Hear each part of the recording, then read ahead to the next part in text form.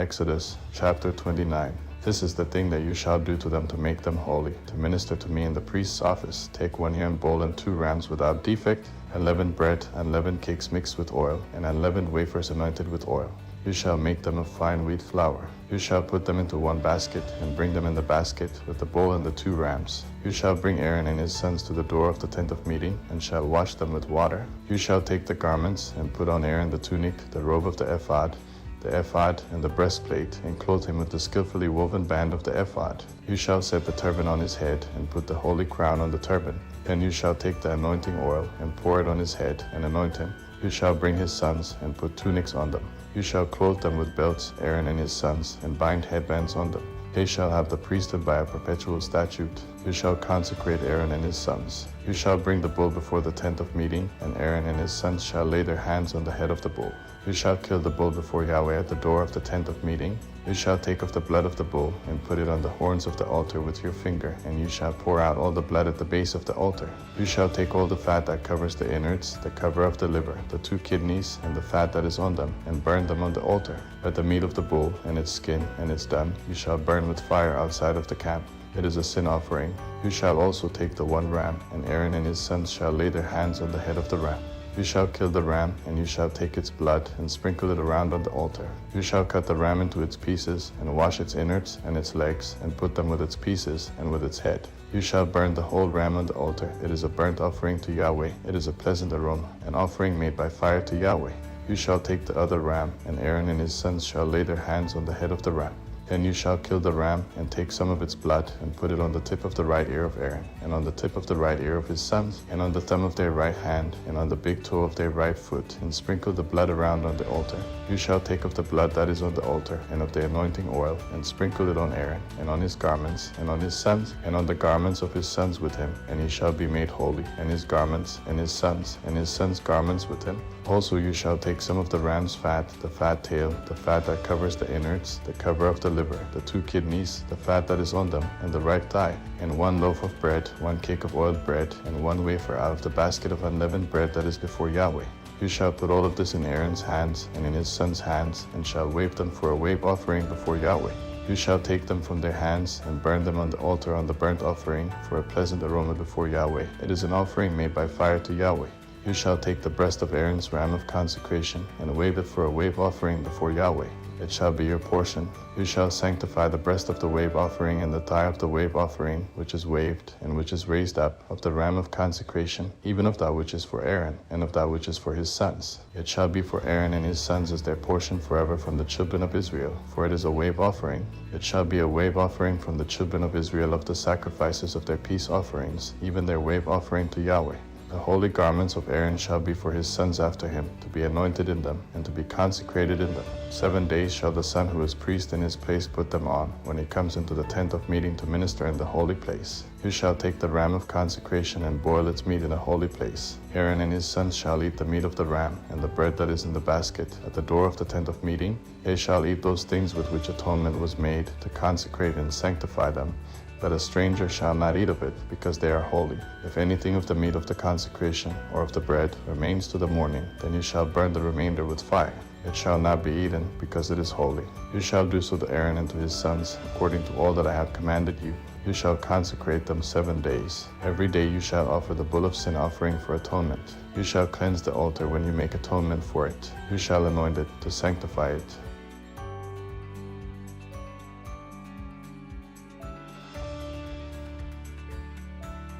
Whatever touches the altar shall be holy. Now this is that which you shall offer on the altar, 2 lambs a year old day by day continually. The 1 lamb you shall offer in the morning, and the other lamb you shall offer at evening, and with the 1 lamb a 10th part of an ephah of fine flour mixed with the 4th part of a hin of beaten oil, and the 4th part of a hin of wine for a drink offering. The other lamb you shall offer at evening, and shall do to it according to the meal offering of the morning, and according to its drink offering, for a pleasant aroma, an offering made by fire to Yahweh. It shall be a continual burnt offering throughout your generations at the door of the tent of meeting before Yahweh, where I will meet with you, to speak there to you. There I will meet with the children of Israel, and the place shall be sanctified by my glory. I will sanctify the tent of meeting and the altar. I will also sanctify Aaron and his sons to minister to me in the priest's office. I will dwell among the children of Israel, and will be their God. They shall know that I am Yahweh their God, who brought them out of the land of Egypt. that I might dwell among them. I am Yahweh their God. Exodus chapter 30. You shall make an altar to burn incense on. You shall make it of acacia wood. Its length shall be a cubit, and its width a cubit. It shall be square, and its height shall be 2 cubits. Its horns shall be of one piece with it. You shall overlay it with pure gold, its top, its sides around it, and its horns, and you shall make a gold molding around it. You shall make 2 golden rings for it under its molding, on its 2 ribs, on its 2 sides you shall make them, and they shall be for places for poles with which to bear it. You shall make the poles of acacia wood, and overlay them with gold. You shall put it before the veil that is by the ark of the covenant, before the mercy seat that is over the covenant, where I will meet with you. Aaron shall burn incense of sweet spices on it every morning. When he tends the lamps, he shall burn it. When Aaron lights the lamps at evening, he shall burn it, a perpetual incense before Yahweh throughout your generations. You shall offer no strange incense on it, nor burnt offering, nor meal offering, and you shall pour no drink offering on it. Aaron shall make atonement on its horns once in the year. With the blood of the sin offering of atonement once in the year he shall make atonement for it throughout your generations. It is most holy to Yahweh. Yahweh spoke to Moses, saying, When you take a census of the children of Israel, according to those who are counted among them, then each man shall give a ransom for his soul to Yahweh when you count them. Let there be no plague among them when you count them. They shall give this, everyone who passes over to those who are counted, half a shekel according to the shekel of the sanctuary, half a shekel for an offering to Yahweh. Everyone who passes over to those who are counted, from 20 years old and upward, shall give the offering to Yahweh. The rich shall not give more, and the poor shall not give less than the half shekel, when they give the offering of Yahweh, to make atonement for your souls. You shall take the atonement money from the children of Israel, and shall appoint it for the service of the tent of meeting, that it may be a memorial for the children of Israel before Yahweh, to make atonement for your souls. Yahweh spoke to Moses, saying, You shall also make a basin of bronze, and its base of bronze, in which to wash. You shall put it between the tent of meeting and the altar, and you shall put water in it. Aaron and his sons shall wash their hands and their feet in it. When they go into the tent of meeting, they shall wash with water, that they not die, or when they come near to the altar to minister, to burn an offering made by fire to Yahweh. So they shall wash their hands and their feet, that they not die. This shall be a statute forever to them, even to him and to his descendants throughout their generations. Moreover, Yahweh spoke to Moses, saying, Also take fine spices of liquid myrrh, 500 shekels, and of fragrant cinnamon half as much, even 250, and of fragrant cane, 250, and of cassia 500, according to the shekel of the sanctuary, and a hin of olive oil. You shall make it into a holy anointing oil, a perfume compounded after the art of the perfumer. It shall be a holy anointing oil. You shall use it to anoint the tent of meeting, the ark of the covenant, the table and all its articles, the lampstand and its accessories, the altar of incense, the altar of burnt offering with all its utensils, and the basin with its base. You shall sanctify them, that they may be most holy. Whatever touches them shall be holy. You shall anoint Aaron and his sons, and sanctify them, that they may minister to me in the priest's office. You shall speak to the children of Israel, saying, This shall be a holy anointing oil to me throughout your generations. It shall not be poured on man's flesh, and do not make any like it, according to its composition. It is holy. It shall be holy to you. Whoever compounds any like it, or whoever puts any of it on a stranger, he shall be cut off from his people. Yahweh said to Moses, Take to yourself sweet spices, gum resin, onycha, and galbanum, sweet spices with pure frankincense. There shall be an equal weight of each. You shall make incense of it, a perfume after the art of the perfumer, seasoned with salt, pure and holy. You shall beat some of it very small, and put some of it before the covenant in the tent of meeting, where I will meet with you. It shall be to you most holy. You shall not make this incense according to its composition for yourselves. It shall be to you holy for Yahweh. Whoever shall make any like that, the smell of it, he shall be cut off from his people. Exodus chapter 31. Yahweh spoke to Moses, saying, Behold, I have called by name Bezalel the son of Uri, the son of Hur, of the tribe of Judah. I have filled him with the Spirit of God, in wisdom, and in understanding, and in knowledge, and in all kinds of workmanship, to devise skillful works, to work in gold, and in silver, and in bronze, and in cutting of stones for setting, and in carving of wood, to work in all kinds of workmanship. Behold, I myself have appointed with him Ohol, the son of Ahisamach, of the tribe of Dan, and in the heart of all who are wise-hearted I have put wisdom, that they may make all that I have commanded you, the tent of meeting, the ark of the covenant, the mercy seat that is on it, all the furniture of the tent, the table and its vessels, the pure lampstand with all its vessels, the altar of incense, the altar of burnt offering with all its vessels, the basin and its base, the finely worked garments, the holy garments for Aaron the priest, the garments of his sons to minister in the priest's office, the anointing oil, and the incense of sweet spices for the holy place. According to all that I have commanded you they shall do. Yahweh spoke to Moses, saying, Speak also to the children of Israel, saying, Most certainly you shall keep my Sabbaths, for it is a sign between me and you throughout your generations, that you may know that I am Yahweh who sanctifies you. You shall keep the Sabbath therefore, for it is holy to you. Everyone who profanes it shall surely be put to death, for whoever does any work therein, that soul shall be cut off from among his people. 6 days shall work be done, but on the 7th day is a Sabbath of solemn rest, holy to Yahweh. Whoever does any work on the Sabbath day shall surely be put to death. Therefore the children of Israel shall keep the Sabbath, to observe the Sabbath throughout their generations, for a perpetual covenant. It is a sign between me and the children of Israel forever. For in 6 days Yahweh made heaven and earth, and on the 7th day he rested and was refreshed. When he finished speaking with him on Mount Sinai, he gave Moses the 2 tablets of the covenant, stone tablets, written with God's finger. Chapter 32. Jacob went on his way, and the angels of God met him. When he saw them, Jacob said, This is God's army. He called the name of that place Mahanaim. Jacob sent messengers in front of him to Esau, his brother, to the land of Seir, the field of Edom. He commanded them, saying, This is what you shall tell my lord Esau. This is what your servant Jacob says. I have lived as a foreigner with Laban, and stayed until now. I have cattle, donkeys, flocks, male servants, and female servants. I have sent to tell my lord, that I may find favor in your sight. The messengers returned to Jacob, saying, We came to your brother Esau. He is coming to meet you, and 400 men are with him. Then Jacob was greatly afraid and was distressed. He divided the people who were with him, along with the flocks, the herds, and the camels, into 2 companies. He said, If Esau comes to the one company and strikes it, then the company which is left will escape. Jacob said, God of my father Abraham, and God of my father Isaac, Yahweh, who said to me, Return to your country and to your relatives, and I will do you good. I am not worthy of the least of all the loving kindnesses and of all the truth which you have shown to your servant, for with just my staff I crossed over this Jordan, and now I have become 2 companies. Please deliver me from the hand of my brother, from the hand of Esau, for I fear him, lest he come and strike me and the mothers with the children. You said, I will surely do you good, and make your offspring as the sand of the sea, which can't be counted because there are so many. He stayed there that night, and took from that which he had with him a present for Esau, his brother, 200 female goats and 20 male goats, 200 ewes and 20 rams, 30 milk camels and their colts, 40 cows, 10 bulls, 20 female donkeys, and 10 foals. He delivered them into the hands of his servants, every herd by itself, and said to his servants, Pass over before me, and put a space between herd and herd. He commanded the foremost, saying, When Esau, my brother, meets you and asks you, saying, Whose are you? Where are you going? Whose are these before you? Then you shall say, They are your servant Jacob's. It is a present sent to my lord Esau. Behold, he also is behind us. He commanded also the 2nd and the 3rd, and all that followed the herds, saying, This is how you shall speak to Esau when you find him. You shall say, Not only that, but behold, your servant Jacob is behind us. For, he said, I will appease him with the present that goes before me, and afterward I will see his face. Perhaps he will accept me. So the present passed over before him, and he himself stayed that night in the camp. He rose up that night, and took his 2 wives, and his 2 servants, and his 11 sons, and crossed over the ford of the Jabbok. He took them, and sent them over the stream, and sent over that which he had. Jacob was left alone, and wrestled with a man there until the breaking of the day. When he saw that he didn't prevail against him, the man touched the hollow of his thigh, and the hollow of Jacob's thigh was strained as he wrestled. The man said, Let me go, for the day breaks. Jacob said, I won't let you go unless you bless me. He said to him, What is your name? He said, Jacob.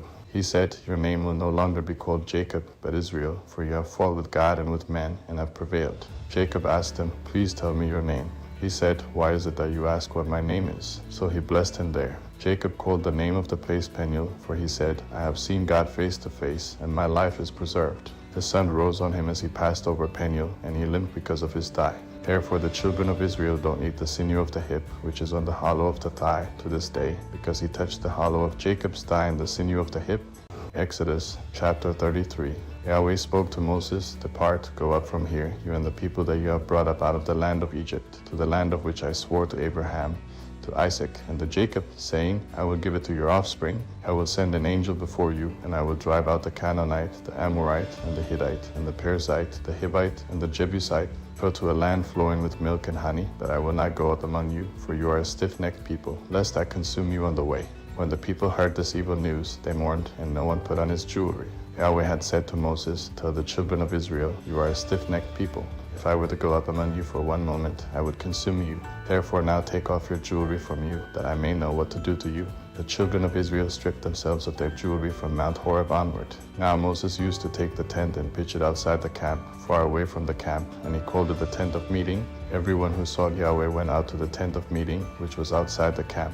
When Moses went out to the tent, all the people rose up and stood, everyone at their tent door, and watched Moses until he had gone into the tent. When Moses entered into the tent, the pillar of cloud descended, stood at the door of the tent, and Yahweh spoke with Moses. All the people saw the pillar of cloud stand at the door of the tent, and all the people rose up and worshipped, everyone at their tent door.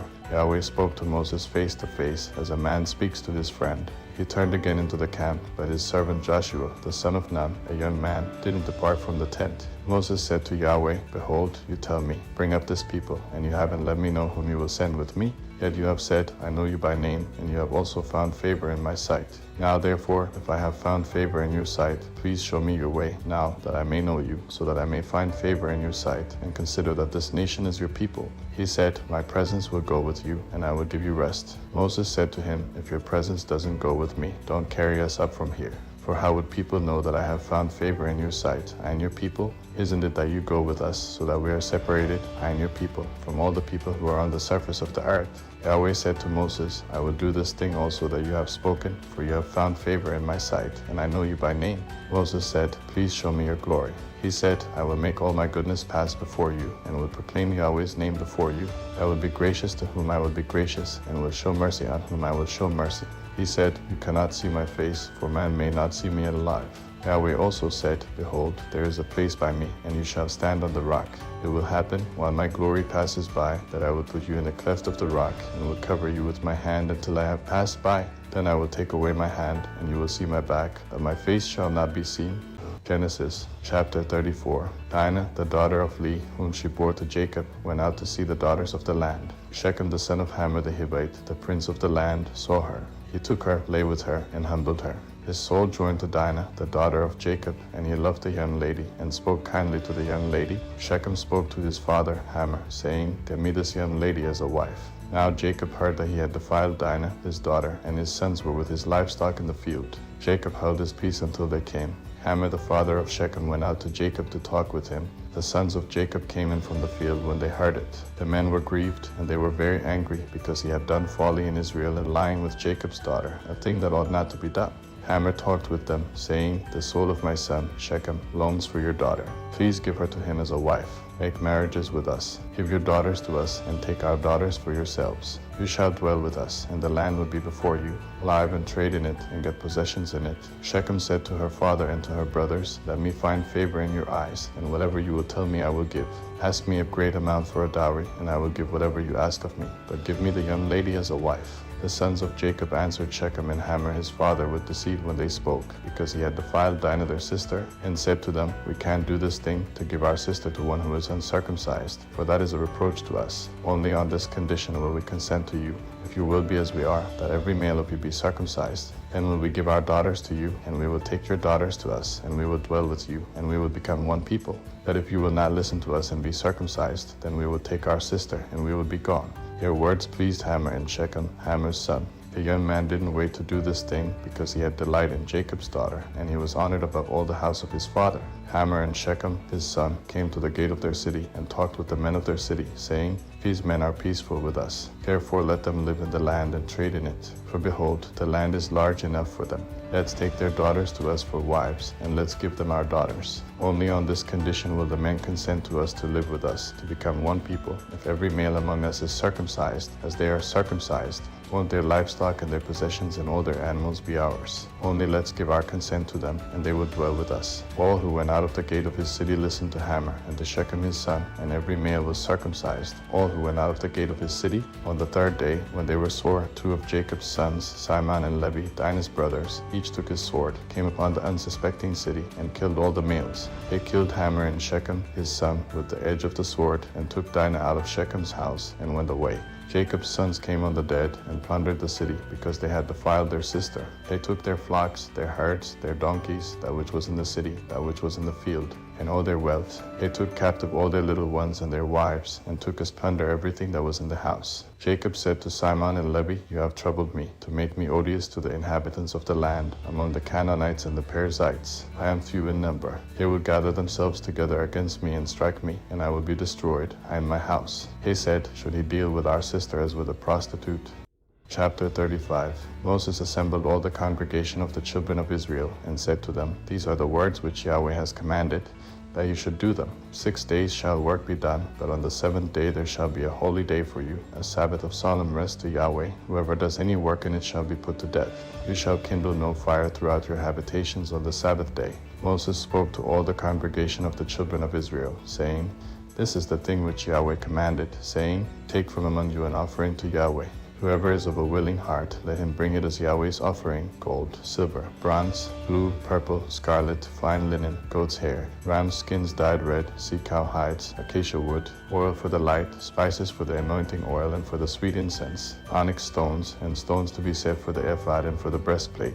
Let every wise-hearted man among you come, and make all that Yahweh has commanded: the tabernacle, its outer covering, its roof, its clasps, its boards, its bars, its pillars, and its sockets, the ark and its poles, the mercy seat, the veil of the screen, the table with its poles and all its vessels, and the showbread, the lampstand also for the light, with its vessels, its lamps, and the oil for the light, and the altar of incense with its poles, the anointing oil, the sweet incense, the screen for the door, at the door of the tabernacle, the altar of burnt offering with its grating of bronze, its poles, and all its vessels, the basin and its base, the hangings of the court, its pillars, their sockets, and the screen for the gate of the court, the pins of the tabernacle, the pins of the court, and their cords, the finely worked garments for ministering in the holy place, the holy garments for Aaron the priest, and the garments of his sons, to minister in the priest's office. All the congregation of the children of Israel departed from the presence of Moses. They came, everyone whose heart stirred him up, and everyone whom his spirit made willing, and brought Yahweh's offering for the work of the tent of meeting, and for all of its service, and for the holy garments. They came, both men and women, as many as were willing-hearted, and brought brooches, earrings, signet rings, and armlets, all jewels of gold, even every man who offered an offering of gold to Yahweh.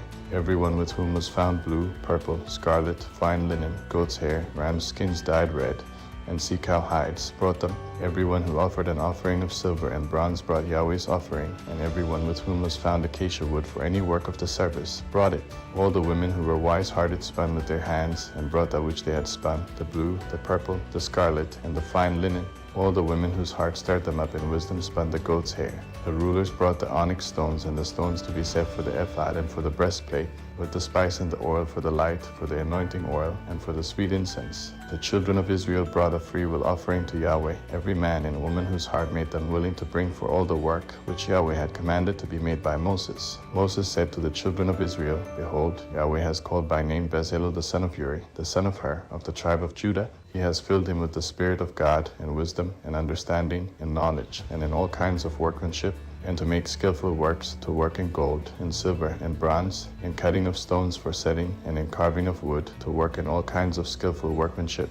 He has put in his heart that he may teach both he and Oholab, the son of Ahisamach, of the tribe of Dan.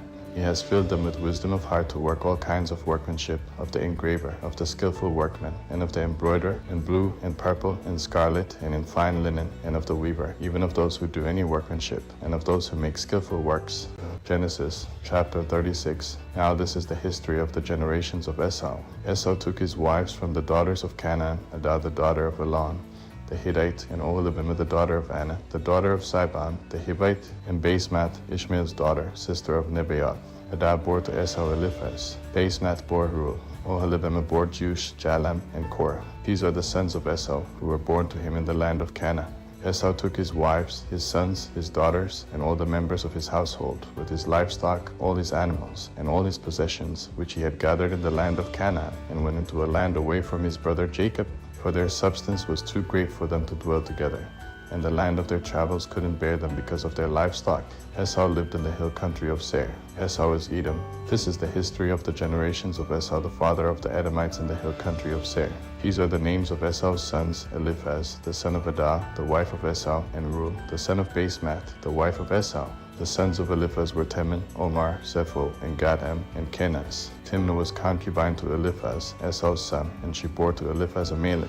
These are the descendants of Adah, Esau's wife. These are the sons of Reuel, Nahath, Zerah, Shammah, and Mizah. These were the descendants of Basemath, Esau's wife. These were the sons of Oholibamah, the daughter of Anah, the daughter of Ziban, Esau's wife. She bore to Esau Jush, Jalam, and Korah. These are the chiefs of the sons of Esau, the sons of Eliphaz, the firstborn of Esau, chief Teman, chief Omar, chief Zepho, chief Kenaz, chief Korah, chief Gadam, chief Amalek. These are the chiefs who came of Eliphaz in the land of Edom. These are the sons of Adah. These are the sons of Reuel, Esau's son, chief Nahath, chief Zerah, chief Shammah, chief Mizah. These are the chiefs who came of Reuel in the land of Edom. These are the sons of Basemath, Esau's wife. These are the sons of Oholibamah, Esau's wife, chief Jush, chief Jalam, chief Korah. These are the chiefs who came of Oholibamah, the daughter of Anah, Esau's wife.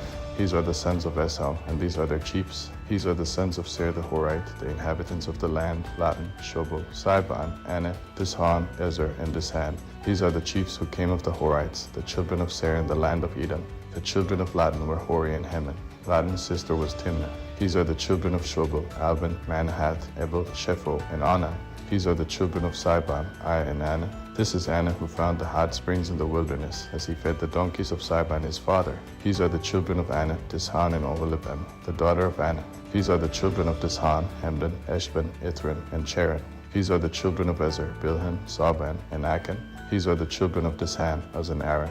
These are the chiefs who came of the Horites, chief Latin, chief Shobal, chief Sibon, chief Anah, chief Dishon, chief Ezer, and chief Dishan. These are the chiefs who came of the Horites, according to their chiefs in the land of Seir. These are the kings who reigned in the land of Edom, before any king reigned over the children of Israel. Bela, the son of Beer, reigned in Edom. The name of his city was Dinhabah. Bela died, and Jobab, the son of Seir of Basra, reigned in his place. Jobab died, and Husham of the land of the Temanites reigned in his place. Husham died, and Hadad, the son of Bedad, who struck Midian in the field of Moab, reigned in his place. The name of his city was Abith.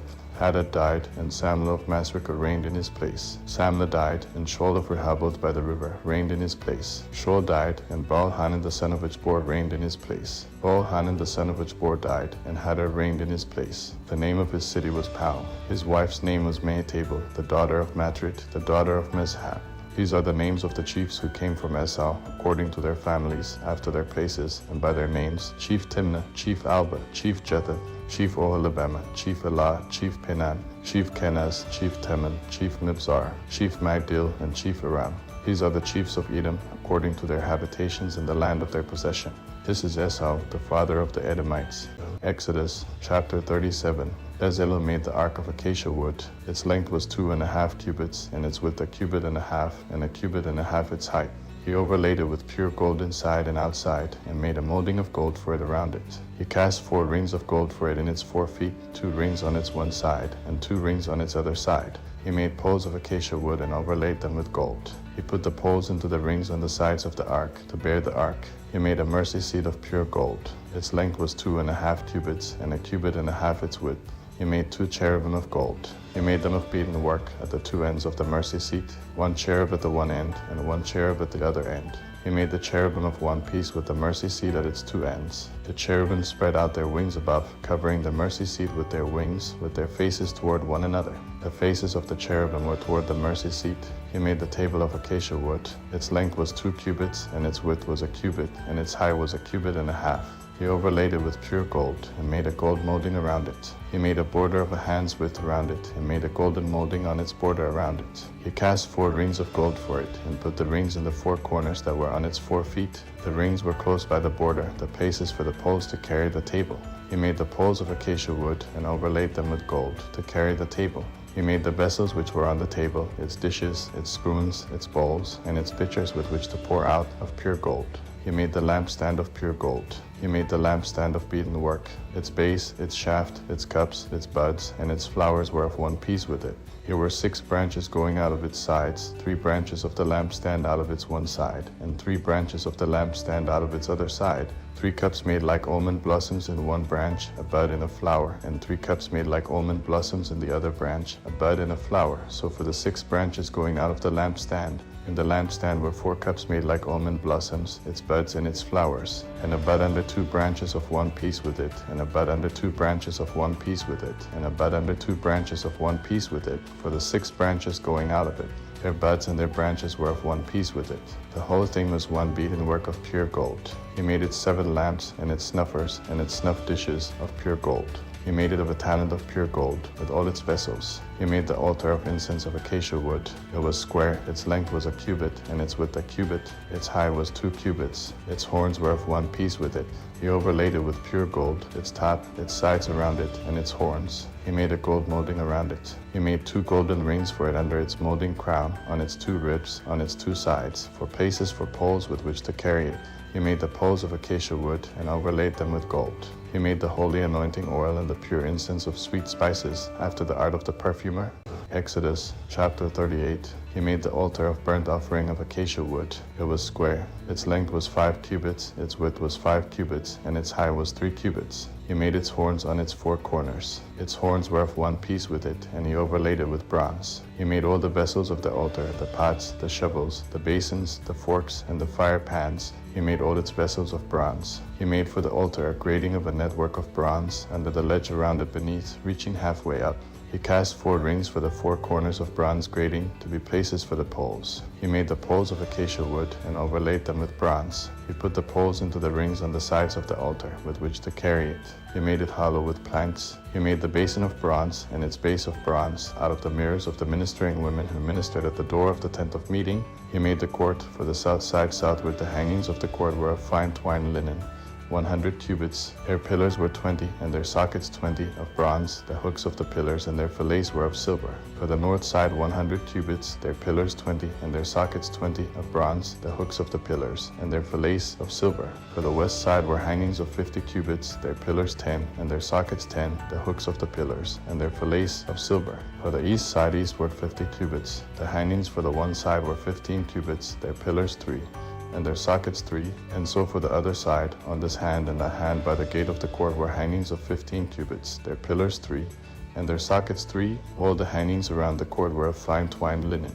The sockets for the pillars were of bronze. The hooks of the pillars and their fillets were of silver. Their capitals were overlaid with silver. All the pillars of the court had silver bands. The screen for the gate of the court was the work of the embroiderer, of blue, purple, scarlet, and fine twined linen. 20 cubits was the length, and the height along the width was 5 cubits, like the hangings of the court. Their pillars were 4, and their sockets 4, of bronze, their hooks of silver, and the overlaying of their capitals, and their fillets of silver. All the pins of the tabernacle and around the court were of bronze. These are the amounts of materials used for the tabernacle, even the tabernacle of the testimony, as they were counted, according to the commandment of Moses, for the service of the Levites, by the hand of Ithamar, the son of Aaron the priest. Bezalel the son of Uri, the son of Hur, of the tribe of Judah, made all that Yahweh commanded Moses. With him was Oholab, the son of Ahisamach, of the tribe of Dan, an engraver, and a skillful workman, and an embroiderer in blue, in purple, in scarlet, and in fine linen. All the gold that was used for the work and all the work of the sanctuary, even the gold of the offering, was 29 talents and 730 shekels, according to the shekel of the sanctuary. The silver of those who were counted of the congregation was 100 talents and 1,775 shekels, according to the shekel of the sanctuary. A bikah head, that is, half a shekel, according to the shekel of the sanctuary, for everyone who passed over to those who were counted, from 20 years old and upward, for 603,550 men. The 100 talents of silver were for casting the sockets of the sanctuary and the sockets of the veil. 100 sockets for the 100 talents, 1 talent per socket. From the 1,775 shekels he made hooks for the pillars, overlaid their capitals, and made fillets for them. The bronze of the offering was 70 talents and 2,400 shekels. With this he made the sockets to the door of the tent of meeting, the bronze altar, the bronze grating for it, all the vessels of the altar, the sockets around the court, the sockets of the gate of the court, all the pins of the tabernacle, and all the pins around the court. Exodus chapter 39. Of the blue, purple, and scarlet they made finely worked garments for ministering in the holy place, and made the holy garments for Aaron, as Yahweh commanded Moses. He made the ephod of gold, blue, purple, scarlet, and fine twined linen. They beat the gold into thin plates and cut it into wires, to work it in with the blue, the purple, the scarlet, and the fine linen, the work of the skillful workmen. They made shoulder straps for it, joined together. It was joined together at the 2 ends. The skillfully woven band that was on it, with which to fasten it on, was of the same piece like its work, of gold, of blue, purple, scarlet, and fine twined linen, as Yahweh commanded Moses. He worked the onyx stones, enclosed in settings of gold, engraved with the engravings of a signet, according to the names of the children of Israel. He put them on the shoulder straps of the ephod, to be stones of memorial for the children of Israel, as Yahweh commanded Moses. He made the breastplate, the work of a skillful workman, like the work of the ephod, of gold, of blue, purple, scarlet, and fine twined linen. It was square. He made the breastplate double. Its length was a span, and its width a span, being double.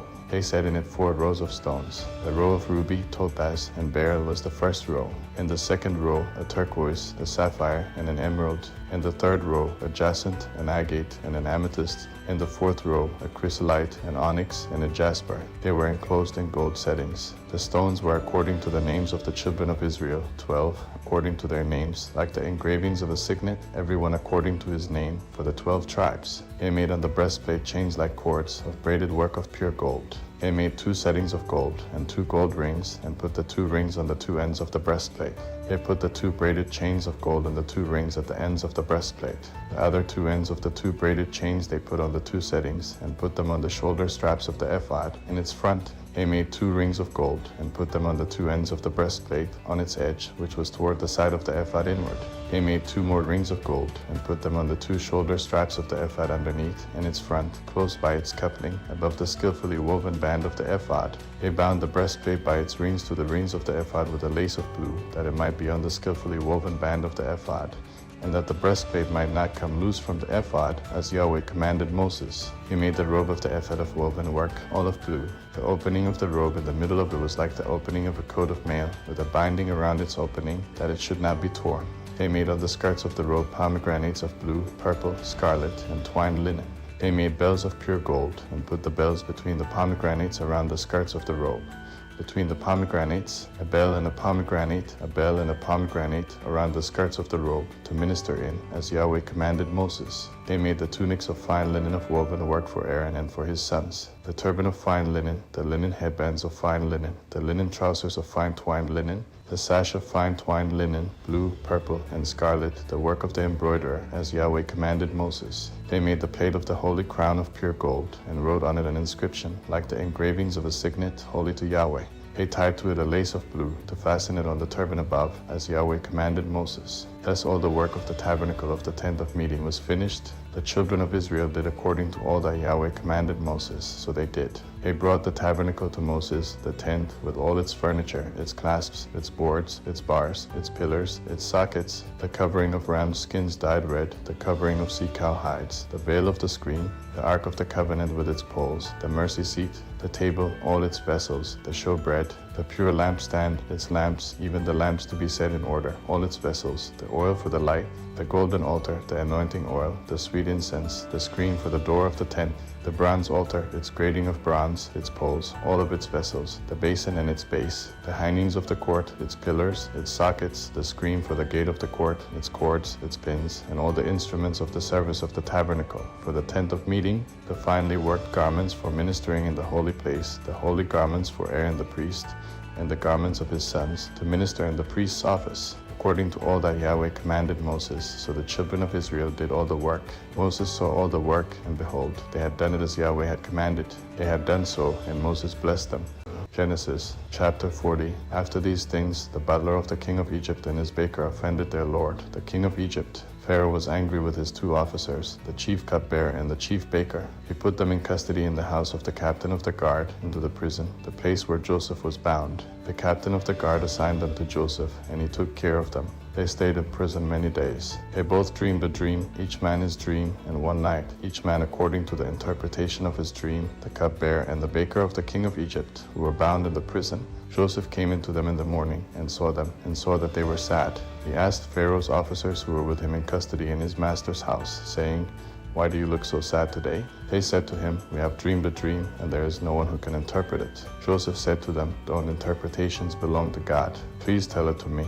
The chief cupbearer told his dream to Joseph, and said to him, "In my dream, behold, a vine was in front of me, and in the vine were 3 branches. It was as though it budded, it blossomed, and its clusters produced ripe grapes. Pharaoh's cup was in my hand, and I took the grapes, and pressed them into Pharaoh's cup, and I gave the cup into Pharaoh's hand. Joseph said to him, "This is its interpretation. The 3 branches are 3 days. Within 3 more days, Pharaoh will lift up your head and restore you to your office. You will give Pharaoh's cup into his hand, the way you did when you were his cupbearer. But remember me when it is well with you. Please show kindness to me and make mention of me to Pharaoh and bring me out of this house. For indeed, I was stolen away out of the land of the Hebrews, and here also I have done nothing that they should put me into the dungeon."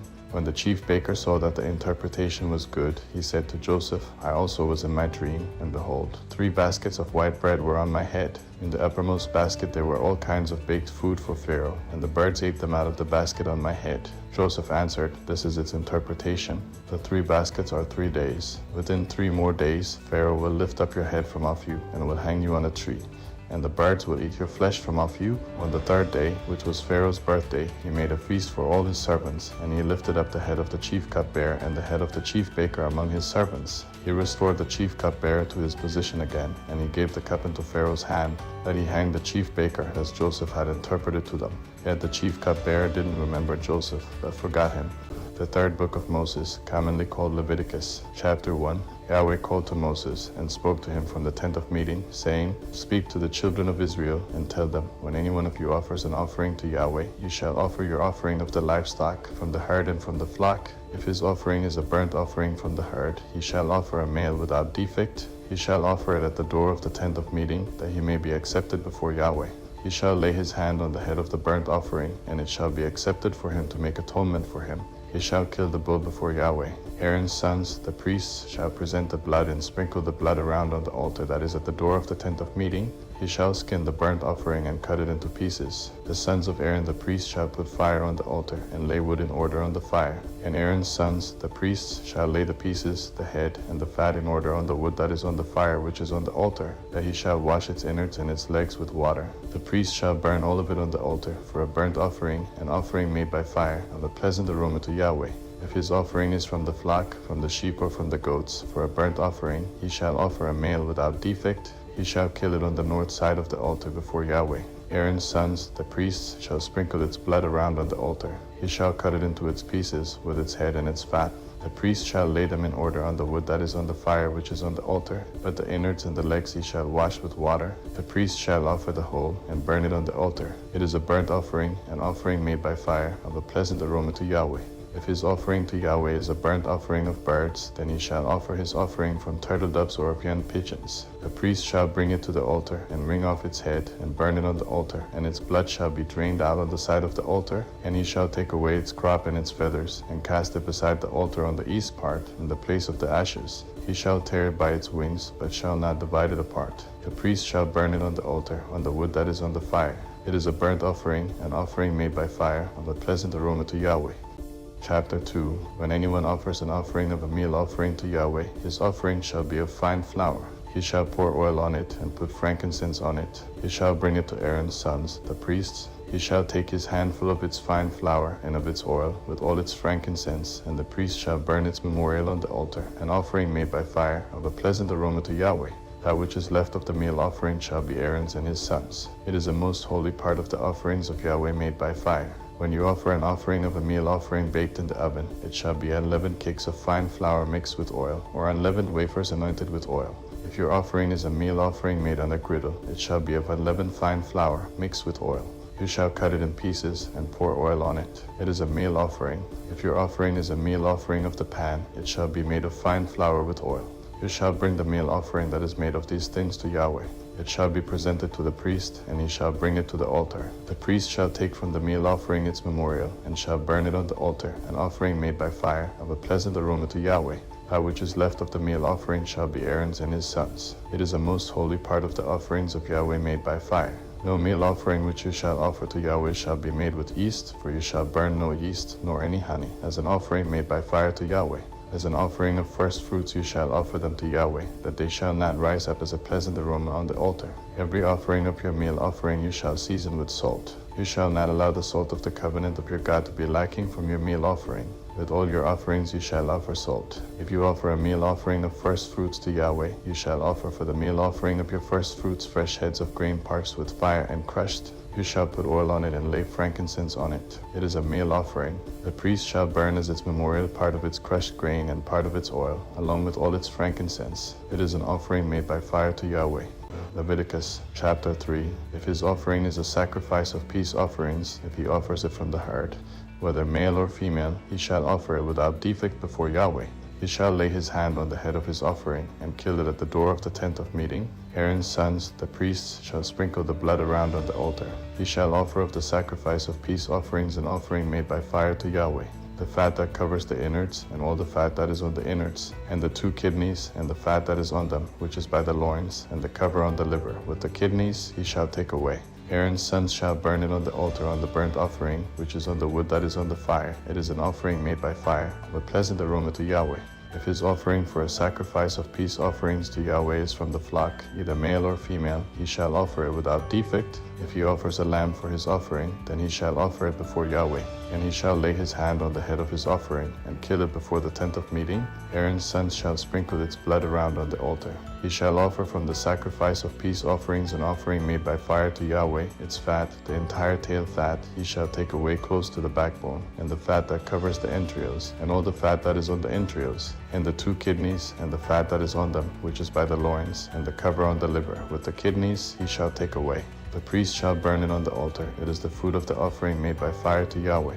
If his offering is a goat, then he shall offer it before Yahweh. He shall lay his hand on its head and kill it before the tent of meeting, and the sons of Aaron shall sprinkle its blood around on the altar. He shall offer from it as his offering, an offering made by fire to Yahweh, the fat that covers the innards, and all the fat that is on the innards, and the 2 kidneys, and the fat that is on them, which is by the loins, and the cover on the liver. With the kidneys he shall take away. The priest shall burn them on the altar. It is the food of the offering made by fire, for a pleasant aroma. All the fat is Yahweh's. It shall be a perpetual statute throughout your generations in all your dwellings, that you shall eat neither fat nor blood. Test chapter 4. Yahweh spoke to Moses, saying, Speak to the children of Israel, saying, If anyone sins unintentionally, and any of the things which Yahweh has commanded not to be done, and does any one of them, if the anointed priest sins so as to bring guilt on the people, then let him offer for his sin which he has sinned a young bull without defect to Yahweh for a sin offering. He shall bring the bull to the door of the tent of meeting before Yahweh, and he shall lay his hand on the head of the bull, and kill the bull before Yahweh. The anointed priest shall take some of the blood of the bull, and bring it to the tent of meeting. The priest shall dip his finger in the blood, and sprinkle some of the blood 7 times before Yahweh, before the veil of the sanctuary. The priest shall put some of the blood on the horns of the altar of sweet incense before Yahweh, which is in the tent of meeting, and he shall pour out the rest of the blood of the bull at the base of the altar of burnt offering, which is at the door of the tent of meeting. He shall take all the fat of the bull of the sin offering from it, the fat that covers the innards, and all the fat that is on the innards, and the 2 kidneys, and the fat that is on them, which is by the loins, and the cover on the liver. With the kidneys he shall remove, as it is removed from the bull of the sacrifice of peace offerings. The priest shall burn them on the altar of burnt offering. He shall carry the bull's skin, all its meat, with its head, and with its legs, its innards, and its dung, all the rest of the bull, outside of the camp to a clean place where the ashes are poured out, and burn it on wood with fire. It shall be burned where the ashes are poured out. If the whole congregation of Israel sins, and the thing is hidden from the eyes of the assembly, and they have done any of the things which Yahweh has commanded not to be done, and are guilty, when the sin in which they have sinned is known, then the assembly shall offer a young bull for a sin offering, and bring it before the tent of meeting. The elders of the congregation shall lay their hands on the head of the bull before Yahweh, and the bull shall be killed before Yahweh. The anointed priest shall bring some of the blood of the bull to the tent of meeting. The priest shall dip his finger in the blood and sprinkle it 7 times before Yahweh, before the veil. He shall put some of the blood on the horns of the altar which is before Yahweh, that is in the tent of meeting, and the rest of the blood he shall pour out at the base of the altar of burnt offering, which is at the door of the tent of meeting. All its fat he shall take from it, and burn it on the altar. He shall do this with the bull, as he did with the bull of the sin offering, so he shall do with this, and the priest shall make atonement for them, and they shall be forgiven. He shall carry the bull outside the camp, and burn it as he burned the first bull. It is the sin offering for the assembly. When a ruler sins, and unwittingly does any one of all the things which Yahweh his God has commanded not to be done, and is guilty, if his sin in which he has sinned is made known to him, he shall bring as his offering a goat, a male without defect. He shall lay his hand on the head of the goat, and kill it in the place where they killed the burnt offering before Yahweh. It is a sin offering. The priest shall take some of the blood of the sin offering with his finger, and put it on the horns of the altar of burnt offering. he shall pour out the rest of its blood at the base of the altar of burnt offering. All its fat he shall burn on the altar, like the fat of the sacrifice of peace offerings, and the priest shall make atonement for him concerning his sin, and he will be forgiven. If any one of the common people sins unwittingly, in doing any of the things which Yahweh has commanded not to be done, and is guilty, if his sin which he has sinned is made known to him, then he shall bring for his offering a goat, a female without defect, for his sin which he has sinned. He shall lay his hand on the head of the sin offering, and kill the sin offering in the place of burnt offering. The priest shall take some of its blood with his finger, and put it on the horns of the altar of burnt offering, and the rest of its blood he shall pour out at the base of the altar. All its fat he shall take away, like the fat is taken away from the sacrifice of peace offerings, and the priest shall burn it on the altar for a pleasant aroma to Yahweh. And the priest shall make atonement for him, and he will be forgiven. If he brings a lamb as his offering for a sin offering, he shall bring a female without defect. He shall lay his hand on the head of the sin offering, and kill it for a sin offering in the place where they kill the burnt offering. The priest shall take some of the blood of the sin offering with his finger, and put it on the horns of the altar of burnt offering, and all the rest of its blood he shall pour out at the base of the altar. He shall remove all its fat, like the fat of the lamb is removed from the sacrifice of peace offerings. The priest shall burn them on the altar, on the offerings of Yahweh made by fire. The priest shall make atonement for him concerning his sin that he has sinned, and he will be forgiven. Chapter 5. If anyone sins, and that he hears a public adjuration to testify, he being a witness, whether he has seen or known, if he doesn't report it, then he shall bear his iniquity. Or if anyone touches any unclean thing, whether it is the carcass of an unclean animal, or the carcass of unclean livestock, or the carcass of unclean creeping things, and it is hidden from him, and he is unclean, then he shall be guilty. Or if he touches the uncleanness of man, whatever his uncleanness is with which he is unclean, and it is hidden from him, when he knows of it, then he shall be guilty. Or if anyone swears rashly with his lips to do evil or to do good, whatever it is that a man might utter rashly with an oath, and it is hidden from him, when he knows of it, then he will be guilty of one of these. It shall be, when he is guilty of one of these, he shall confess that in which he has sinned, and he shall bring his trespass offering to Yahweh for his sin which he has sinned, a female from the flock, a lamb or a goat, for a sin offering, and the priest shall make atonement for him concerning his sin. If he can't afford a lamb, then he shall bring his trespass offering for that in which he has sinned, 2 turtle doves, or 2 young pigeons, to Yahweh, one for a sin offering, and the other for a burnt offering. He shall bring them to the priest, who shall first offer the one which is for the sin offering. He shall wring off its head from its neck, but shall not sever it completely. He shall sprinkle some of the blood of the sin offering on the side of the altar, and the rest of the blood shall be drained out at the base of the altar. It is a sin offering. He shall offer the second for a burnt offering according to the ordinance, and the priest shall make atonement for him concerning his sin which he has sinned, and he shall be forgiven. That if he can't afford 2 turtle doves or 2 young pigeons, then he shall bring as his offering for that in which he has sinned 1/10 of an ephah of fine flour for a sin offering. He shall put no oil on it, and he shall not put any frankincense on it, for it is a sin offering. He shall bring it to the priest, and the priest shall take his handful of it as the memorial portion, and burn it on the altar, on the offerings of Yahweh made by fire. It is a sin offering. The priest shall make atonement for him concerning his sin that he has sinned in any of these things, and he will be forgiven. And the rest shall be the priest's as the meal offering. Yahweh spoke to Moses, saying, If anyone commits a trespass and sins unwittingly regarding Yahweh's holy things, then he shall bring his trespass offering to Yahweh, a ram without defect from the flock, according to your estimation in silver by shekels, according to the shekel of the sanctuary, for a trespass offering. He shall make restitution for that which he has done wrong regarding the holy thing, and shall add a 5th part to it, and give it to the priest, and the priest shall make atonement for him with the ram of the trespass offering, and he will be forgiven.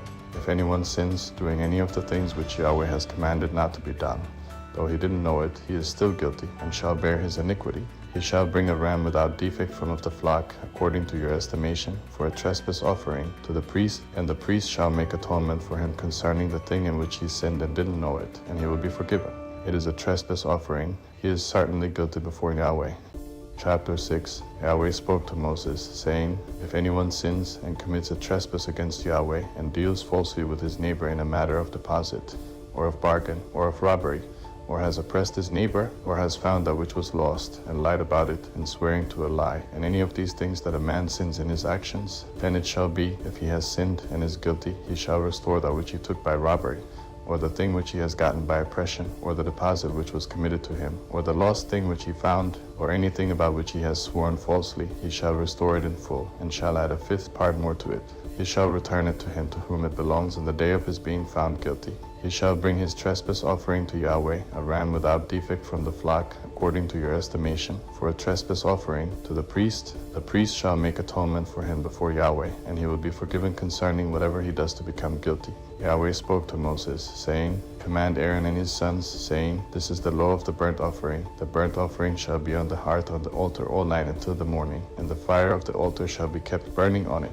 The priest shall put on his linen garment, and he shall put on his linen trousers upon his body, and he shall remove the ashes from where the fire has consumed the burnt offering on the altar, and he shall put them beside the altar. He shall take off his garments, and put on other garments, and carry the ashes outside the camp to a clean place. The fire on the altar shall be kept burning on it, it shall not go out, and the priest shall burn wood on it every morning.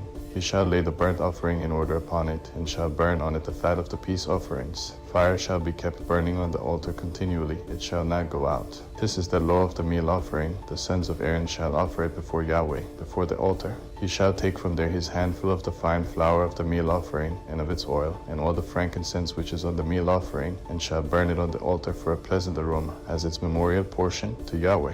That which is left of it Aaron and his sons shall eat. It shall be eaten without yeast in a holy place. They shall eat it in the court of the tent of meeting. It shall not be baked with yeast. I have given it as their portion of my offerings made by fire. It is most holy, as are the sin offering and the trespass offering. Every male among the children of Aaron shall eat of it, as their portion forever throughout your generations, from the offerings of Yahweh made by fire. Whoever touches them shall be holy. Yahweh spoke to Moses, saying, This is the offering of Aaron and of his sons, which they shall offer to Yahweh in the day when he is anointed, 1/10 of an ephah of fine flour for a meal offering perpetually, half of it in the morning, and half of it in the evening. It shall be made with oil in a griddle. When it is soaked, you shall bring it in. You shall offer the meal offering in baked pieces for a pleasant aroma to Yahweh. The anointed priest that will be in his place from among his sons shall offer it. By a statute forever, it shall be wholly burned to Yahweh. Every meal offering of a priest shall be wholly burned. It shall not be eaten. Yahweh spoke to Moses, saying, Speak to Aaron and to his sons, saying, This is the law of the sin offering, in the place where the burnt offering is killed. The sin offering shall be killed before Yahweh. It is most holy. The priest who offers it for sin shall eat it. It shall be eaten in a holy place, in the court of the tent of meeting. Whatever shall touch its flesh shall be holy. When there is any of its blood sprinkled on a garment, you shall wash the on which it was sprinkled in a holy place. But the earthen vessel in which it is boiled shall be broken, and if it is boiled in a bronze vessel, it shall be scoured and rinsed in water. Every male among the priests shall eat of it. It is most holy. No sin offering, of which any of the blood is brought into the tent of meeting to make atonement in the holy place, shall be eaten. It shall be burned with fire. Chapter 7. This is the law of the trespass offering. It is most holy. In the place where they killed the burnt offering, he shall kill the trespass offering, and its blood he shall sprinkle around on the altar. He shall offer all of its fat, the fat tail, and the fat that covers the innards, and he shall take away the 2 kidneys, and the fat that is on them, which is by the loins, and the cover on the liver, with the kidneys, and the priest shall burn them on the altar for an offering made by fire to Yahweh. It is a trespass offering. Every male among the priests may eat of it. It shall be eaten in a holy place. As is the sin offering, so is the trespass offering. There is one law for them. The priest who makes atonement with them shall have it. The priest who offers any man's burnt offering shall have for himself the skin of the burnt offering which he has offered. Every meal offering that is baked in the oven, and all that is prepared in the pan and on the griddle, shall be the priest's who offers it. Every meal offering, mixed with oil or dry, belongs to all the sons of Aaron, one as well as another. This is the law of the sacrifice of peace offerings, which one shall offer to Yahweh. If he offers it for a thanksgiving, then he shall offer with the sacrifice of thanksgiving unleavened cakes mixed with oil, and unleavened wafers anointed with oil, and cakes mixed with oil. He shall offer his offering with the sacrifice of his peace offerings for thanksgiving with cakes of leavened bread. Of it he shall offer one out of each offering for a heap offering to Yahweh. It shall be the priest who sprinkles the blood of the peace offerings. The flesh of the sacrifice of his peace offerings for thanksgiving shall be eaten on the day of his offering. He shall not leave any of it until the morning. But if the sacrifice of his offering is a vow or a freewill offering, it shall be eaten on the day that he offers his sacrifice. On the next day what remains of it shall be eaten, though what remains of the meat of the sacrifice on the 3rd day shall be burned with fire. If any of the meat of the sacrifice of his peace offerings is eaten on the 3rd day, it will not be accepted, and it shall not be credited to him who offers it. It will be an abomination, and the soul who eats any of it will bear his iniquity. The meat that touches any unclean thing shall not be eaten. It shall be burned with fire. As for the meat, everyone who is clean may eat it. But the soul who eats of the meat of the sacrifice of peace offerings that belongs to Yahweh, having his uncleanness on him, that soul shall be cut off from his people. When anyone touches any unclean thing, the uncleanness of man, or an unclean animal, or any unclean abomination, and eats some of the meat of the sacrifice of peace offerings which belong to Yahweh, that soul shall be cut off from his people. Yahweh spoke to Moses, saying, Speak to the children of Israel, saying, You shall eat no fat of bull, or sheep, or goat. The fat of that which dies of itself, and the fat of that which is torn of animals, may be used for any other service, but you shall in no way eat of it. For whoever eats the fat of the animal which men offer as an offering made by fire to Yahweh, even the soul who eats it shall be cut off from his people. You shall not eat any blood, whether it is of bird or of animal, in any of your dwellings. Whoever it is who eats any blood, that soul shall be cut off from his people. Yahweh spoke to Moses, saying, Speak to the children of Israel, saying, He who offers the sacrifice of his peace offerings to Yahweh shall bring his offering to Yahweh out of the sacrifice of his peace offerings. With his own hands he shall bring the offerings of Yahweh made by fire. He shall bring the fat with the breast, that the breast may be waved for a wave offering before Yahweh. The priest shall burn the fat on the altar, but the breast shall be Aaron's and his sons. The right thigh you shall give to the priest for a heap offering out of the sacrifices of your peace offerings. He among the sons of Aaron who offers the blood of the peace offerings, and the fat, shall have the right thigh for a portion. For the waved breast and the heaped thigh I have taken from the children of Israel out of the sacrifices of their peace offerings, and have given them to Aaron the priest and to his sons as their portion forever from the children of Israel. This is the consecrated portion of Aaron and the consecrated portion of his sons out of the offerings of Yahweh made by fire, in the day when he presented them to minister to Yahweh in the priest's office, which Yahweh commanded to be given them of the children of Israel, in the day that he anointed them. It is their portion forever throughout their generations. This is the law of the burnt offering, the meal offering, the sin offering, the trespass offering, the consecration, and the sacrifice of peace offerings, which Yahweh commanded Moses in Mount Sinai in the day that he commanded the children of Israel to offer their offerings to Yahweh in the wilderness of Sinai. Test, chapter 8. Yahweh spoke to Moses, saying, Take Aaron and his sons with him, and the garments, and the anointing oil, and the bull of the sin offering, and the 2 rams, and the basket of unleavened bread, and assemble all the congregation at the door of the tent of meeting. Moses did as Yahweh commanded him, and the congregation was assembled at the door of the tent of meeting. Moses said to the congregation, This is the thing which Yahweh has commanded to be done. Moses brought Aaron and his sons, and washed them with water. He put the tunic on him, tied the sash on him, clothed him with the robe, put the ephod on him, and he tied the skillfully woven band of the ephod on him, and fastened it to him with it. He placed the breastplate on him.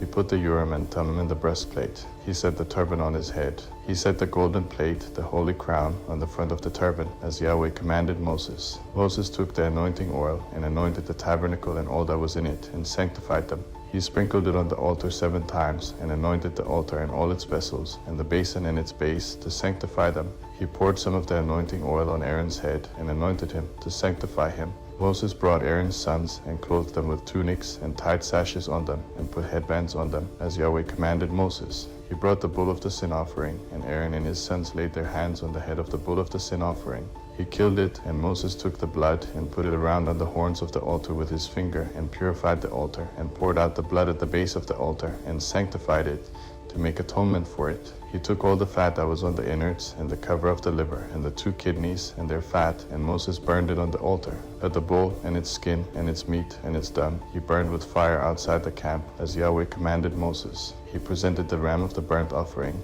Aaron and his sons laid their hands on the head of the ram. He killed it, and Moses sprinkled the blood around on the altar. He cut the ram into its pieces, and Moses burned the head, and the pieces, and the fat. He washed the innards and the legs with water, and Moses burned the whole ram on the altar. It was a burnt offering for a pleasant aroma. It was an offering made by fire to Yahweh, as Yahweh commanded Moses. He presented the other ram, the ram of consecration. Aaron and his sons laid their hands on the head of the ram. He killed it, and Moses took some of its blood, and put it on the tip of Aaron's right ear, and on the thumb of his right hand, and on the great toe of his right foot. He brought Aaron's sons, and Moses put some of the blood on the tip of their right ear, and on the thumb of their right hand, and on the great toe of their right foot, and Moses sprinkled the blood around on the altar. He took the fat tail, all the fat that was on the innards, the cover of the liver, the 2 kidneys and their fat, and the right thigh. And out of the basket of unleavened bread that was before Yahweh, he took 1 unleavened cake, 1 cake of oiled bread, and 1 wafer, and placed them on the fat and on the right thigh. He put all these in Aaron's hands and in his sons' hands, and waved them for a wave offering before Yahweh. Moses took them from their hands, and burned them on the altar on the burnt offering. They were a consecration offering for a pleasant aroma. It was an offering made by fire to Yahweh. Moses took the breast and waved it for a wave offering before Yahweh. It was Moses' portion of the ram of consecration, as Yahweh commanded Moses. Moses took some of the anointing oil and some of the blood which was on the altar, and sprinkled it on Aaron, on his garments, and on his sons' garments with him, and sanctified Aaron, his garments, and his sons' garments with him. Moses said to Aaron and to his sons, "Boil the meat at the door of the tent of meeting, and there eat it, and the bread that is in the basket of consecration, as I commanded, saying, Aaron and his sons shall eat it. What remains of the meat and of the bread you shall burn with fire. You shall not go out from the door of the tent of meeting for 7 days, until the days of your consecration are fulfilled. For he shall consecrate you 7 days. What has been done today, so Yahweh has commanded to do, to make atonement for you. You shall stay at the door of the tent of meeting day and night 7 days, and keep Yahweh's command, that you don't die. For so I am commanded." Aaron and his sons did all the things which Yahweh commanded by Moses. Chapter 9. On the 8th day, Moses called Aaron and his sons, and the elders of Israel. And he said to Aaron, "Take a calf from the herd for a sin offering, and a ram for a burnt offering, without defect, and offer them before Yahweh. You shall speak to the children of Israel, saying, Take a male goat for a sin offering, and a calf and a lamb, both a year old, without defect, for a burnt offering, and a bull and a ram for peace offerings, to sacrifice before Yahweh, and a meal offering mixed with oil. For today Yahweh appears to you." He brought what Moses commanded before the tent of meeting. All the congregation came near and stood before Yahweh. Moses said, "This is the thing which Yahweh commanded that you should do, and Yahweh's glory shall appear to you." Moses said to Aaron, "Draw near to the altar, and offer your sin offering and your burnt offering, and make atonement for yourself and for the people, and offer the offering of the people, and make atonement for them, as Yahweh commanded." So Aaron came near to the altar, and killed the calf of the sin offering, which was for himself. The sons of Aaron presented the blood to him, and he dipped his finger in the blood, and put it on the horns of the altar, and poured out the blood at the base of the altar. But the fat and the kidneys and the cover from the liver of the sin offering he burned upon the altar, as Yahweh commanded Moses. The meat and the skin he burned with fire outside the camp.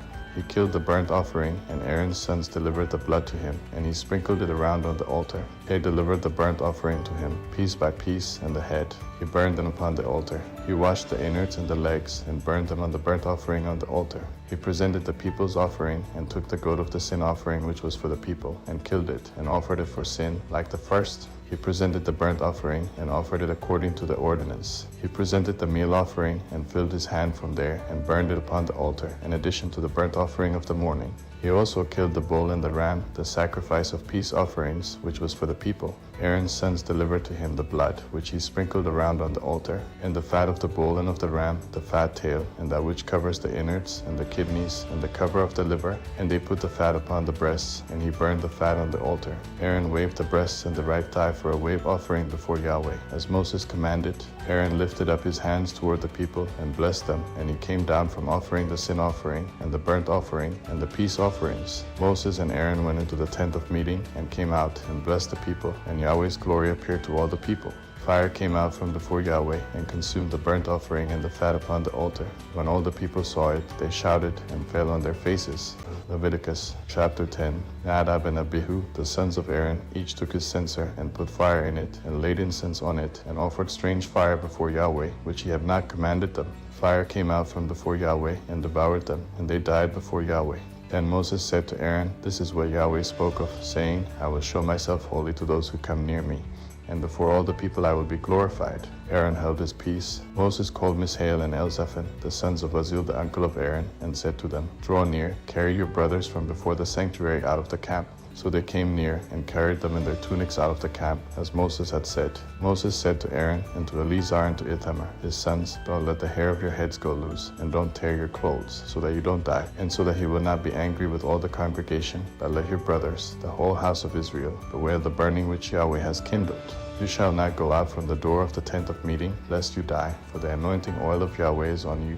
They did according to the word of Moses. Then Yahweh said to Aaron, "You and your sons are not to drink wine or strong drink whenever you go into the tent of meeting, or you will die. This shall be a statute forever throughout your generations. You are to make a distinction between the holy and the common, and between the unclean and the clean.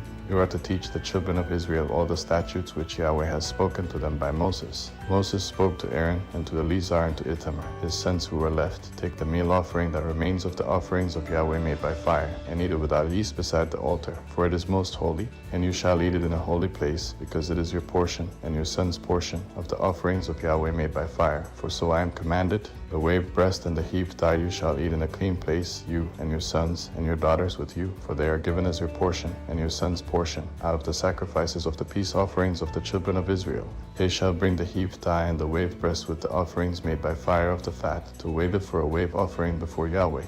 It shall be yours and your sons with you as a portion forever, as Yahweh has commanded. Moses diligently inquired about the goat of the sin offering, and, behold, it was burned. He was angry with Eleazar and with Ithamar, the sons of Aaron who were left, saying, Why haven't you eaten the sin offering in the place of the sanctuary, since it is most holy, and he has given it to you to bear the iniquity of the congregation, to make atonement for them before Yahweh? Behold, its blood was not brought into the inner part of the sanctuary.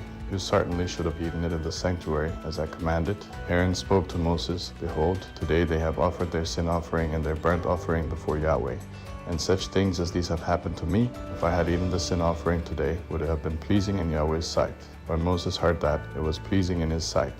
Test, chapter 11. Yahweh spoke to Moses and to Aaron, saying to them, Speak to the children of Israel, saying, These are the living things which you may eat among all the animals that are on the earth. Whatever parts the hoof and is cloven-footed, and chews the cud among the animals, that you may eat. Nevertheless these you shall not eat of those that chew the cud, or of those who part the hoof. The camel, because it chews the cud but doesn't have a parted hoof, is unclean to you. The hyrax, because it chews the cud but doesn't have a parted hoof, is unclean to you. The hare, because it chews the cud but doesn't have a parted hoof, is unclean to you. The pig, because it has a split hoof and is cloven-footed but doesn't chew the cud, is unclean to you. You shall not eat their meat. You shall not touch their carcasses. They are unclean to you. You may eat of all these that are in the waters, whatever has fins and scales in the waters, in the seas, and in the rivers, that you may eat. All that don't have fins and scales in the seas and rivers, all that move in the waters, and all the living creatures that are in the waters, they are an abomination to you, and you shall detest them. You shall not eat of their meat, and you shall detest their carcasses. Whatever has no fins nor scales in the waters is an abomination to you. You shall detest these among the birds. They shall not be eaten, because they are an abomination. The eagle, the vulture, the black vulture, the red kite, any kind of black kite, any kind of raven, the horned owl, the screech owl, the gull, any kind of hawk, the little owl, the cormorant, the great owl, the white owl, the desert owl, the osprey, the stork, any kind of heron, the hoopoe, and the bat. All flying insects that walk on all fours are an abomination to you. Yet you may eat these of all winged creeping things that go on all fours, which have long, jointed legs for hopping on the earth. Even of these you may eat, any kind of locust, any kind of katydid, any kind of cricket, and any kind of grasshopper. That all winged creeping things which have 4 feet are an abomination to you. By these you will become unclean. Whoever touches their carcass shall be unclean until the evening. Whoever carries any part of their carcass shall wash his clothes, and be unclean until the evening. Every animal which has a split hoof that isn't completely divided, or doesn't chew the cud, is unclean to you. Everyone who touches them shall be unclean. Whatever goes on its paws, among all animals that go on all fours, they are unclean to you. Whoever touches their carcass shall be unclean until the evening. He who carries their carcass shall wash his clothes, and be unclean until the evening. They are unclean to you. These are they which are unclean to you among the creeping things that creep on the earth, the weasel, the rat, any kind of great lizard, the gecko and the monitor lizard, the wall lizard, the skink, and the chameleon. These are they which are unclean to you among all that creep. Whoever touches them when they are dead shall be unclean until the evening. Anything they fall on when they are dead shall be unclean, whether it is any vessel of wood, or clothing, or skin, or sack, whatever vessel it is with which any work is done. It must be put into water, and it shall be unclean until the evening. Then it will be clean. Every earthen vessel into which any of them falls, and all that is in it shall be unclean. You shall break it. All food which may be eaten which is soaked in water shall be unclean. All drink that may be drunk in every such vessel shall be unclean. Everything whereupon part of their carcass falls shall be unclean, whether oven or range for pots, it shall be broken in pieces. They are unclean, and shall be unclean to you. Nevertheless a spring or a cistern in which water is gathered shall be clean, but that which touches their carcass shall be unclean. If part of their carcass falls on any sowing seed which is to be sown, it is clean. That if water is put on the seed, and part of their carcass falls on it, it is unclean to you. If any animal of which you may eat dies, he who touches its carcass shall be unclean until the evening. He who eats of its carcass shall wash his clothes, and be unclean until the evening. He also who carries its carcass shall wash his clothes, and be unclean until the evening. Every creeping thing that creeps on the earth is an abomination. It shall not be eaten. Whatever goes on its belly, and whatever goes on all fours, or whatever has many feet, even all creeping things that creep on the earth, them you shall not eat, for they are an abomination. You shall not make yourselves abominable with any creeping thing that creeps. You shall not make yourselves unclean with them, that you should be defiled by them. For I am Yahweh your God. Sanctify yourselves therefore, and be holy, for I am holy. You shall not defile yourselves with any kind of creeping thing that moves on the earth. For I am Yahweh who brought you up out of the land of Egypt to be your God. You shall therefore be holy, for I am holy. This is the law of the animal, and of the bird, and of every living creature that moves in the waters, and of every creature that creeps on the earth, to make a distinction between the unclean and the clean, and between the living thing that may be eaten, and the living thing that may not be eaten. Leviticus chapter 12. Yahweh spoke to Moses, saying, Speak to the children of Israel, saying, If a woman conceives and bears a male child, then she shall be unclean 7 days. As in the days of her monthly period she shall be unclean. In the 8th day the flesh of his foreskin shall be circumcised. She shall continue in the blood of purification 33 days. She shall not touch any holy thing, nor come into the sanctuary, until the days of her purifying are completed. But if she bears a female child, then she shall be unclean 2 weeks, as in her period, and she shall continue in the blood of purification 66 days. When the days of her purification are completed for a son or for a daughter, she shall bring to the priest at the door of the tent of meeting a year-old lamb for a burnt offering, and a young pigeon or a turtle dove for a sin offering. He shall offer it before Yahweh and make atonement for her. Then she shall be cleansed from the fountain of her blood. This is the law for her who bears, whether a male or a female. If she cannot afford a lamb, then she shall take 2 turtle doves or 2 young pigeons, the one for a burnt offering, and the other for a sin offering. The priest shall make atonement for her, and she shall be clean. Leviticus chapter 13. Yahweh spoke to Moses and to Aaron, saying, When a man shall have a swelling in his body's skin, or a scab, or a bright spot, and it becomes in the skin of his body the plague of leprosy, then he shall be brought to Aaron the priest or to one of his sons. The priest shall examine the plague in the skin of the body. If the hair in the plague has turned white, and the appearance of the plague is deeper than the body's skin, it is the plague of leprosy. So the priest shall examine him and pronounce him unclean. If the bright spot is white in the skin of his body, and its appearance isn't deeper than the skin, and its hair hasn't turned white, then the priest shall isolate the infected person for 7 days. The priest shall examine him on the 7th day. Behold, if in his eyes the plague is arrested and the plague hasn't spread in the skin, then the priest shall isolate him for 7 more days. The priest shall examine him again on the 7th day. Behold, if the plague has faded and the plague hasn't spread in the skin, then the priest shall pronounce him clean. It is a scab. He shall wash his clothes and be clean. But if the scab spreads on the skin after he has shown himself to the priest for his cleansing, he shall show himself to the priest again. The priest shall examine him, and behold, if the scab has spread on the skin, then the priest shall pronounce him unclean. It is leprosy. When the plague of leprosy is in a man, then he shall be brought to the priest, and the priest shall examine him. Behold, if there is a white swelling in the skin, and it has turned the hair white, and there is raw flesh in the swelling, it is a chronic leprosy in the skin of his body, and the priest shall pronounce him unclean. He shall not isolate him, for he is already unclean. If the leprosy breaks out all over the skin, and the leprosy covers all the skin of the infected person from his head even to his feet, as far as it appears to the priest, then the priest shall examine him. Behold, if the leprosy has covered all his flesh, he shall pronounce him clean of the plague. It has all turned white, he is clean. But whenever raw flesh appears in him, he shall be unclean. The priest shall examine the raw flesh, and pronounce him unclean. The raw flesh is unclean. It is leprosy. Or if the raw flesh turns again, and is changed to white, then he shall come to the priest. The priest shall examine him. Behold, if the plague has turned white, then the priest shall pronounce him clean of the plague. He is clean. When the body has a boil on its skin, and it has healed, and in the place of the boil there is a white swelling, or a bright spot, reddish white, then it shall be shown to the priest. The priest shall examine it. Behold, if its appearance is deeper than the skin, and its hair has turned white, then the priest shall pronounce him unclean. It is the plague of leprosy. It has broken out in the boil. But if the priest examines it, and behold, there are no white hairs in it, and it isn't deeper than the skin, but is dim, then the priest shall isolate him 7 days. If it spreads in the skin, then the priest shall pronounce him unclean. It is a plague. But if the bright spot stays in its place and hasn't spread, it is the scar from the boil, and the priest shall pronounce him clean. Or when the body has a burn from fire on its skin, and the raw flesh of the burn becomes a bright spot, reddish white, or white, then the priest shall examine it, and behold, if the hair in the bright spot has turned white, and its appearance is deeper than the skin, it is leprosy. It has broken out in the burning, and the priest shall pronounce him unclean.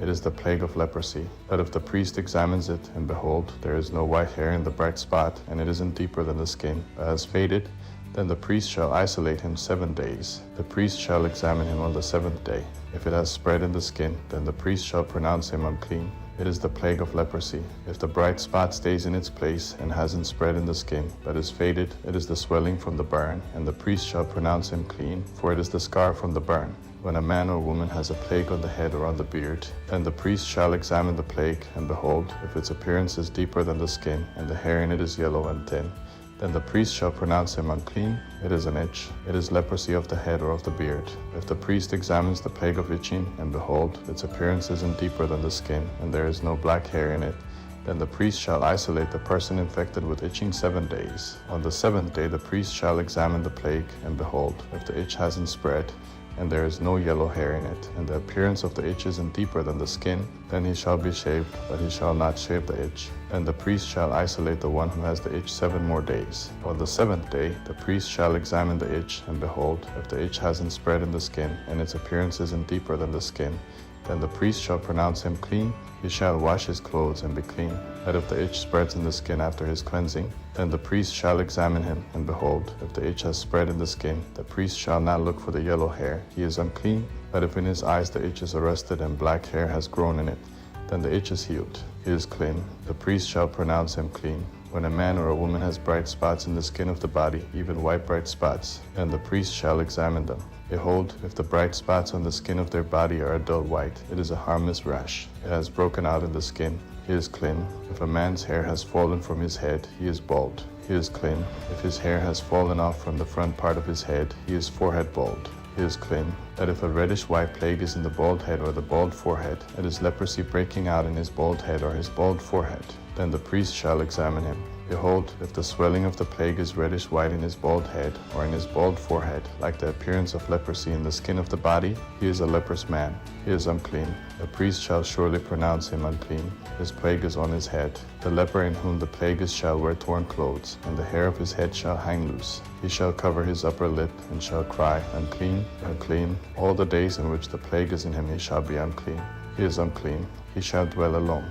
His dwelling shall be outside of the camp. The garment also that the plague of leprosy is in, whether it is a woolen garment or a linen garment, whether it is in warp or woof, of linen or of wool, whether in a leather or in anything made of leather. If the plague is greenish or reddish in the garment, or in the leather, or in the warp, or in the woof, or in anything made of leather, it is the plague of leprosy, and shall be shown to the priest. The priest shall examine the plague, and isolate the plague 7 days. He shall examine the plague on the 7th day. If the plague has spread in the garment, either in the warp, or in the woof, or in the skin, whatever use the skin is used for, the plague is a destructive mildew.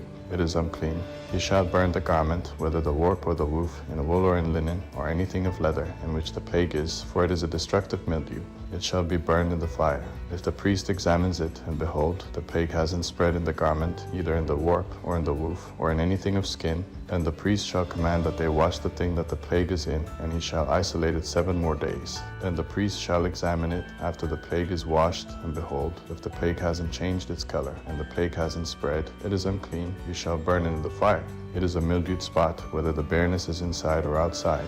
If the priest looks, and behold, the plague has faded after it is washed, then he shall tear it out of the garment, or out of the skin, or out of the warp, or out of the woof. And if it appears again in the garment, either in the warp, or in the woof, or in anything of skin, it is spreading, you shall burn what the plague is in with fire. The garment, either the warp, or the woof, or whatever thing of skin it is, which you shall wash, if the plague has departed from them, then it shall be washed the 2nd time, and it will be clean. This is the law of the plague of mildew in a garment of wool or linen, either in the warp, or the woof, or in anything of skin, to pronounce it clean, or to pronounce it unclean.